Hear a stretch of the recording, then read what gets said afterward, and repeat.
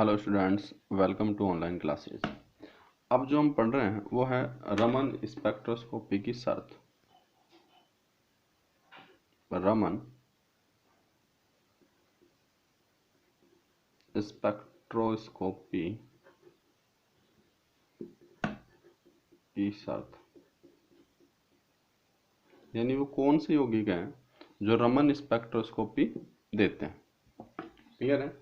तो देखो क्या कौन से यौगिक हैं जो रमन स्पेक्ट्रोस्कोपी देते हैं कि वे अणु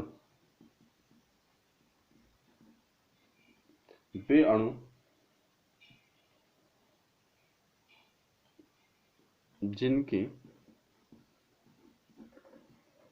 कंपन या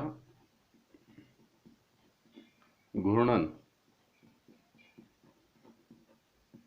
गति के कारण, कंपन या घूर्णन गति के कारण उनकी आणविक ध्रुवणता, उनकी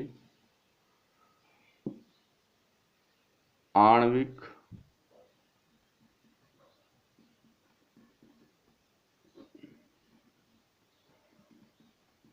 ध्रुवणता में परिवर्तन होता है। आणविक ध्रुवणता में परिवर्तन होता है। वे रमन सक्रिय यानी रमन एक्टिव होते हैं। अब ध्यान रखना कि स्पेक्ट्रोस्कोपी जो है, रमन स्पेक्ट्रोस्कोपी, उसमें कौन से यौगिक ऐसे होंगे जो रमन स्पेक्ट्रोस्कोपी देंगे। तो वो है जिसमें कंपन और घूर्णन गति के कारण। इसका मतलब ये हुआ कि रमन स्पेक्ट्रोस्कोपी में कोई भी अणु जो है उसमें कंपन और घूर्णन गति तो होगी, उसके कारण उनकी आणविक ध्रुवणता में क्या होगा, परिवर्तन। तो उसको हम बोलते हैं रमन एक्टिव। क्लियर है? तो अब हम इसमें एक बार तो कंपन के लिए और एक बार घूर्णन के लिए रमन स्पेक्ट्रा देखेंगे। तो सबसे पहले अब हम देखते हैं द्विपरमाणु का शुद्ध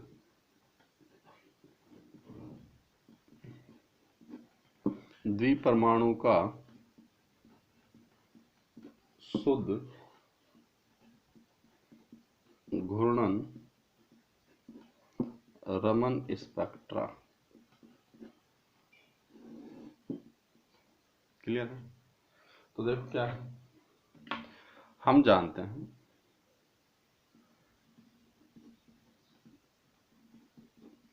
बताओ, जो घूर्णन गति थी, रोटेशनल यानी माइक्रोवेव स्पेक्ट्रोस्कोपी पढ़ी थी, घूर्णन, उसमें उसकी ऊर्जा हम जानते हैं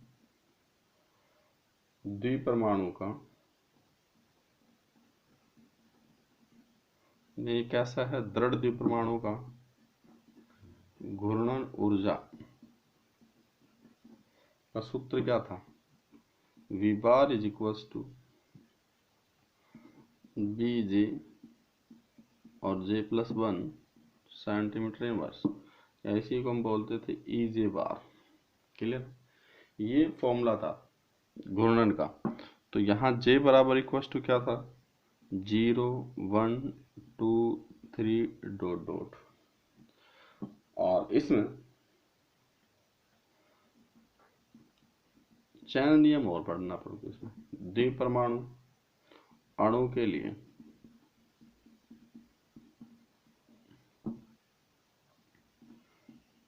शुद्ध घूर्णन Raman spectra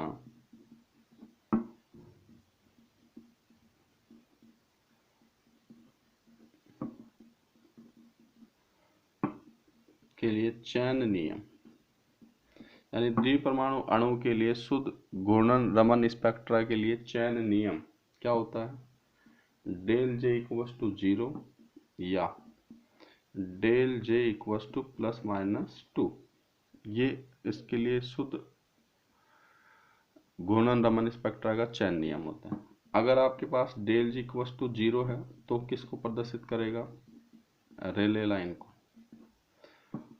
del J equals to plus है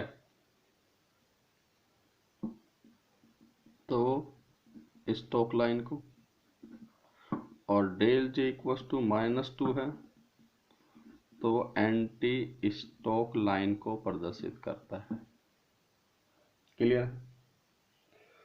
अब हम दो ऊर्जा स्तर के लिए तरंग संख्या का अंतर कैलकुलेट करेंगे। इसी में आगे क्या चलेगा, दो ऊर्जा स्तरों में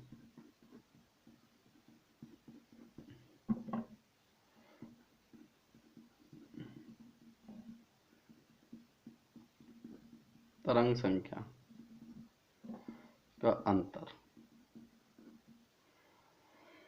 तो कंडीशन में लिख रहा हूं, जब डेल जे इक्वल टू क्या हो, +2, और ये किसको प्रदर्शित करेंगे, स्टोक लाइन को। अर्थात आप कहां से कहां जाओगे, जे से J+2 में। तो देखो del V bar equal to, जहां भी J हो उसकी जगह क्या रख दो, J+2। अपने पास ये इक्वेशन है, जहां भी J है वहां पे J+2 रखो। B J+2 J+2 + 1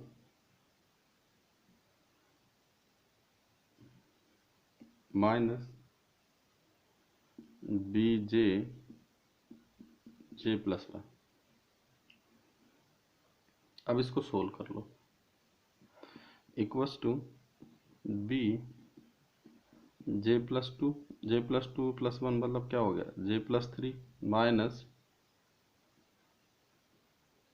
BJ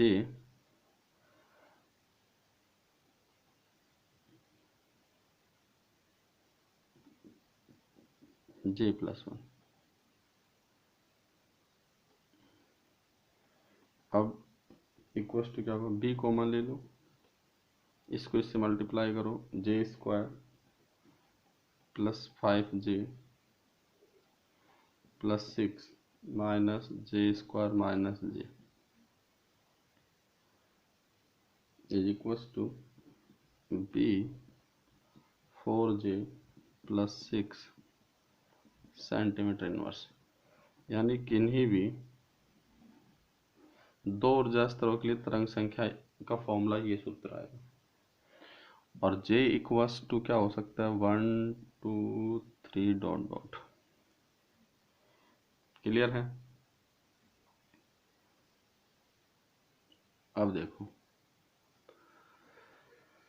यदि डेल J इक्वल्स टू क्या हो, -2, तो ये कौन सी लाइन बनाएगा, एंटी स्टोक लाइन। अच्छा, ये तो किस में आया, प्लस में, तो इसी तरह आप करोगे तो डेल V इक्वल्स टू अब की बार किस में आ जाएगा, -B 4J + 6 सेंटीमीटर इनवर्स, और J इक्वल्स टू 0 1 2 3 ... तो ये एंटी स्टोक और स्टोक लाइंस के मध्य तरंग संख्या का अंतर आ गया। अतः डेल V बार, यानी इसको हम क्या बोलते थे, रमन शिफ्ट, जो फ्रीक्वेंसी का अंतर था, ये किसके इक्वल आएगा, ±B 4J + 6 centimetre inverse.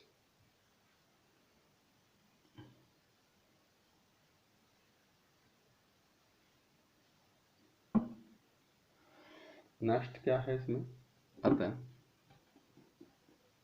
Raman line जिस तरंग संख्या पर आएगी वो क्या होगी, तरंग संख्या equals to V0 frequency bar plus del mu bar. तो V bar is equals to क्या लिख सकते हो, V0 बार, और डेल V बार की वैल्यू क्या है, B 4J + 6 सेंटीमीटर इनवर्स। तो ये रमन लाइन की तरंग संख्या आ जाएगी। अच्छा, यहाँ पे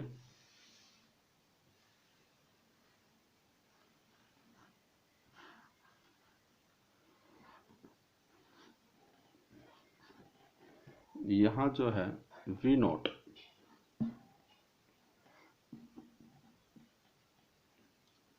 क्या है, रेले लाइन की तरंग संख्या। किसकी है? रेले लाइन की तरंग संख्या। वी बार स्टोक लाइन की क्या आएगी? V note bar minus B 4J plus 6 centimetre inverse. Anti Stoke के लिए क्या आएगी?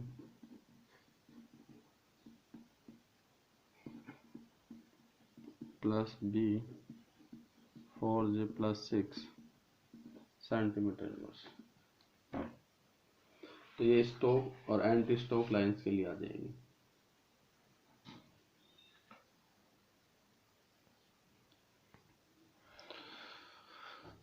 ये आ गया स्टोक के लिए, एंटी स्टोक के लिए। तो वी नोट से कम तरंग संख्या पर जो रमन स्पेक्ट्रम लाइन प्राप्त होगी उसको क्या बोलेंगे हम?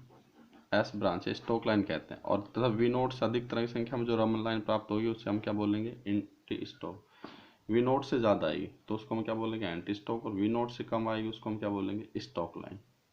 देखो ये कम है और ये क्या है? ज़्यादा। अब हम घूर्णन स्पेक्ट्रम से बनाते हैं और फिर इसकी वैल्यू कैलकुलेट करते हैं। तो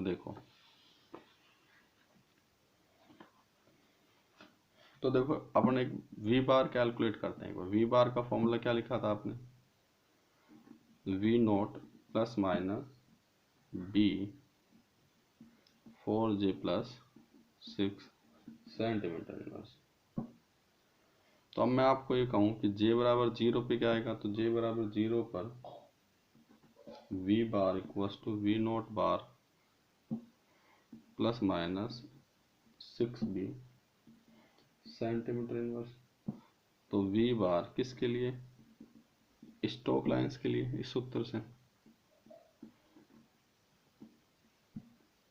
माइनस 6B और V एंटी स्टोक के लिए क्या है?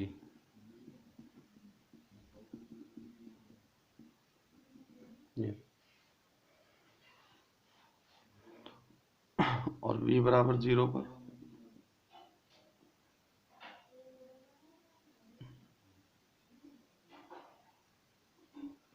सिक्स भी आएगा। तो देखो हम सबसे पहले घूर्णन स्पेक्ट्रम बनाते हैं।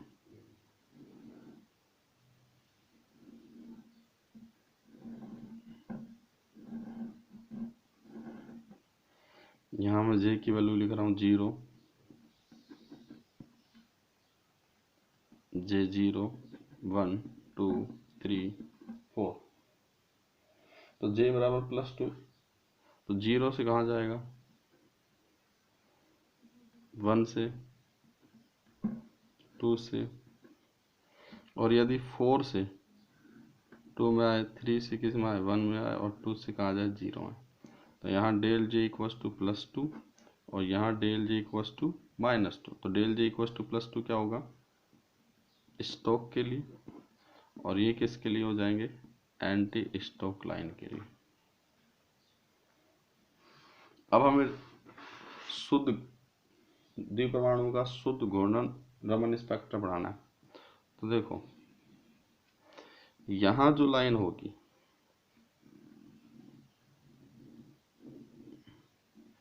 ये किस? V0। तो इसको हम क्या बोलेंगे? रेले लाइन। फिर इसके बाद ये लाइन, तो देखो यहाँ से यहाँ तक का जो गैप ये कितना आएगा? 6B। J बराबर 0 पे 6B आ रहा। तो ये भी लाइन क्या हो गई? Same 6B।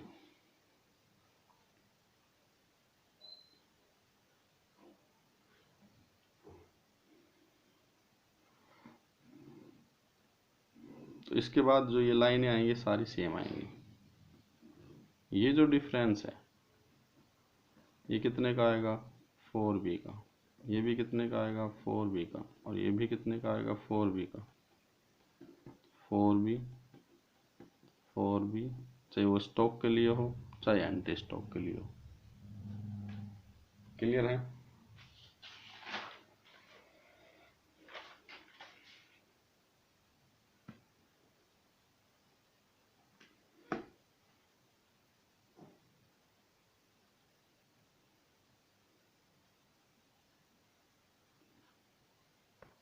तो देखो ये यहाँ यहाँ से लेके यहाँ तक का क्या आएगा, 1 तक क्या रहा ना, तो क्या करोगे, इस फॉर्मूले में जे की वैल्यू रख दो आप, 4j+1 है ना ये। अगर j = 1 है तो j = 1 का मतलब 4 + 6 10 भी हो गया, कितना हो गया। और j = 0 करो, ये j = कितने पे 1 पर, और j = 0 पे करेंगे तो कितना आएगा 6b। तो डेल v बार = क्या आ जाएगा 10b - 6b = 4b। तो ये यहाँ से लेके यहाँ तक का कितना है 10b, मतलब मैं आपसे कहूँ यहाँ से लेके यहाँ तक का कितना है 10b, तो इसमें से कितना माइनस कर दो 6b = कितना बच जाएगा 4b। तो ये इनमें इक्वल स्पेसिस बनेगी। ये किसके लिए आएगा, एंटी स्टॉक लाइन्स बनेगी। ये कौन सी बनेगी, स्टॉक लाइन। क्लियर है? तो ये खत्म हुआ रमन स्पेक्ट्रा।